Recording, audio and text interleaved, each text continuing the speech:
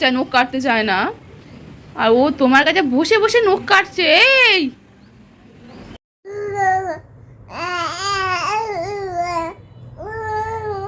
Hey guys, welcome back to my channel. আশা করি তোমরা সবাই খুব ভালো আছো, আমিও বেশ ভালো আছি। আর আজকের ব্লগটা চলো শুরু করি একটা নতুন কিছু দিয়ে। আসলে আমাদের মধ্যে ওই যে একটা ব্যাপার আছে না, সব কিছুই মানলে হয়, না মানলে নয়। তো সেরকমই আজকের এই ব্যাপারটা আমি তোমাদেরকে শুরুতেই বললাম, কারণ তো আমি আজকে তোমাদেরকে সঙ্গে শেয়ার করব যে আমার বাবুকে যে স্নান করাই না, সেই স্নানের জলটা আমি কিভাবে রাখি আর কিভাবে গরম করি, সেই পুরো প্রসেসটা। আমি কখনোই কুসংস্কার মানি না, এখনও মানি না। এত বকাবকি করে সবাই যে এটা মান সেটা মান, আমি তাও মানি না। যেটা আমার ছেলের আমার মনে হয় যে ঠিক, আমি সেটাই করি। তো সেই জন্যই আমাকে বড়রা অনেক বকাবকি করে, তবে আমি চেষ্টা করি যতটা আমি নিজে কুসংস্কার মুক্ত হব ততটাই না আমি পরের প্রজন্মকে শেখাতে পারবো। তো যাই হোক, তারপরে আমি ডাক্তার যেটা বলে সেই ডাক্তারের কথা মেনেই আমি সবটা মোটামুটি করি। তবে এটাও ঠিক, সব তো আর বড়রা আমাদের ভুল বলে না, সেটাও মানতে হবে। আমাদের বড়রা যা যা করতো তা তখন তো ডাক্তারের অ্যাকচুয়ালি এই পুরানো রীতিনীতিগুলো তখন যখন ডাক্তার ছিল না তখনই কিন্তু তৈরি হয়েছিল। তবে আবারও ঠিক, এই যে সংস্কার আর কুসংস্কারের মধ্যে একটা বিস্তর ফারাক আছে, সেটা বুঝতে কিন্তু অনেকে পারে না। তো সেই যে আমাদের ব্যাপারটা হচ্ছে, আমি কুসংস্কার মানি না, তবে এমন অনেক সংস্কার যেটা আমি মানতে পছন্দ করি আর আমি মানবো। সেই সংস্কারটাও অনেকের মনে হতে পারে যে এটাও কুসংস্কারের মধ্যে পড়ে। তো তার মধ্যে তবে আমি এটাও বলে দিই, যেহেতু আমি নতুন মা, তো তাই মায়ের কাছে, প্রত্যেকটা মায়ের কাছে তার সন্তানের জন্য সে সব কিছু পারে। তো ওই জন্য কখনো কখনো মুখ বুঝে সব কিছু মেনে নিতেও হয়, কখনো কখনো ভালোবেসে সেটা করতে হয়। তো সেই আর কি। চলো আজকে তোমাদের সঙ্গে যেটা মেন টপিকে কথা বলবো সেটা নিয়ে শুরু করি। তো আমার বাবুকে যখন আমি প্রথম স্নান করাবো বলে ঠিক করেছিলাম, আমার মা শুরুতেই বলে দিয়েছিল যে জলের মধ্যে যে জলটা তে বাবু স্নান করবে সেই জলটা কিন্তু একদম পরিষ্কার জল। তো সেই হেতু আমাদের এই বাড়িতে না, ওই বাড়িতে অত কর্পোরেশনের জলে ট্যাঙ্ক ভর্তি হয়, তো ওই জন্য মানে আমার বাপের বাড়িতে, তো ওই জন্য কোনো সমস্যা হয় না। কিন্তু আমার এখানটায় আমাদের কর্পোরেশনের সঙ্গে অ্যাটাচড নেই, ওই জন্য কী হয়, জলটাতে একটু আয়রন আছে, একটু কেন ভালো রকম আয়রন আছে। আর ওই জন্য আমার বাবুকে স্নান করা, ওই যে 20 লিটারের ড্রাম হয়, যে ড্রামে করে জল প্রত্যেকটা বাড়িতে বাড়িতে থাকে, তো সেই 20 লিটারের ড্রাম যে জল জায়গা থেকে নিয়ে, সেই জলের কারখানাটা আমাদের পুরো বাড়ির পাশে। তো ওই জন্য ওখান থেকেই আর সেই কাকুরা আমাদেরই চেনাশোনা। তো ওই জন্য মা কী করে, ওই একটা ড্রাম, ছোটো যে ড্রামগুলো হয় না, 2 লিটার 2.5 লিটারের একটা ড্রাম হয়, ওই ড্রামে করেই, এই যে ড্রামটা আমি দেখালাম, তো এই ড্রামটা করেই আর কি জল নিয়ে আসে, ওই পরিষ্কার জলেই ওকে স্নান করানো হয়।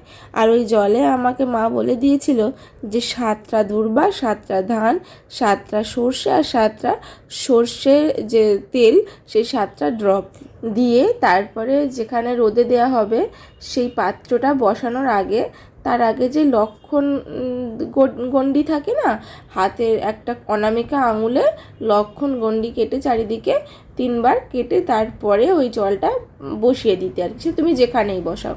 তো সেরকমভাবেই কিন্তু আমি আমার ছেলের এই জলটা গরম করতে বসাই। সে কাটতে চায়, নখ কাটতে চায় না, আর ও তোমার কাছে বসে বসে নখ কাটছে।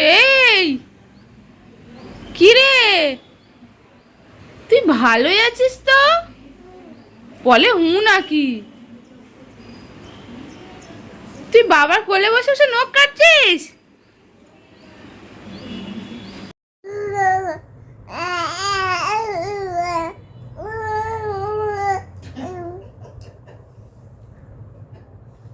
গপ্প করো, গপ্প করো, ঘোরা মানে গপ্প করো।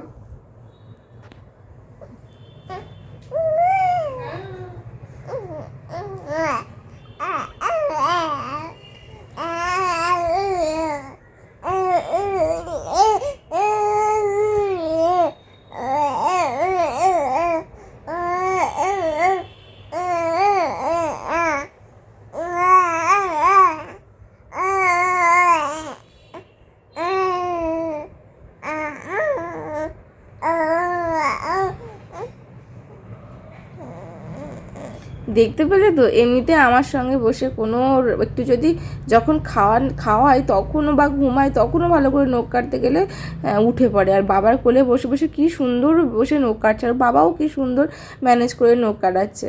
তারপরে আবার আমি শুয়েছিলাম একটু, তো আমার দিকে একদম পাশ ফিরে গল্প করছিল বৈকালবেলা।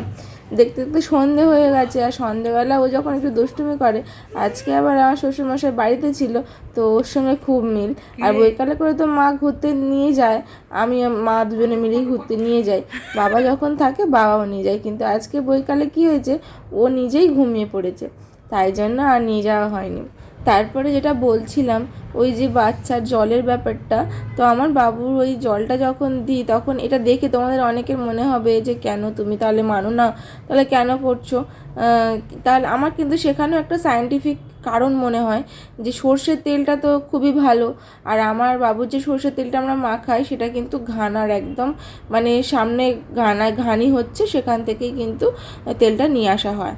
তোমাদের আগে আমি ভিডিওতে বলেছি যে আমার বাবুর যেখানে একদম কাঁচা সর্ষে দিয়ে ঘানার তেল ওর বাবা নিজে দেখে তারপরে নিয়ে আসে, তো সেই তেলে 7টা ড্রপ দিলে সেটাও তো একটা তেলের উপকারিতা আছে। আর যে দুর্বার যে কত উপকারিতা সেটা তো আমরা নিজেরাই জানি, সেই জন্য দুর্বাটাও যে ওর মধ্যে দেওয়া হচ্ছে। তবে আমার বাবুর ওই জলের স্নানের মধ্যে আমি ওই সর্ষেটা দিতে পারি না, দেওয়া হয় না আর কি, সর্ষের তেলই দেওয়া হয়, সর্ষেটা দেওয়া হয় না। কারণ সর্ষেটা দিলে না ধানটা তুলে নেওয়া যায়। ধানের উপকারিতাটা আমি অতটা জানি না, তবে মা বলে ধানের বৃদ্ধির সঙ্গে বাবুর বৃদ্ধি হবে, বা দুর্বার বৃদ্ধির সঙ্গে, যখন আগেকার দিনে বলতো, কিন্তু ব্যাপারটা অ্যাকচুয়ালি অন্যরকম।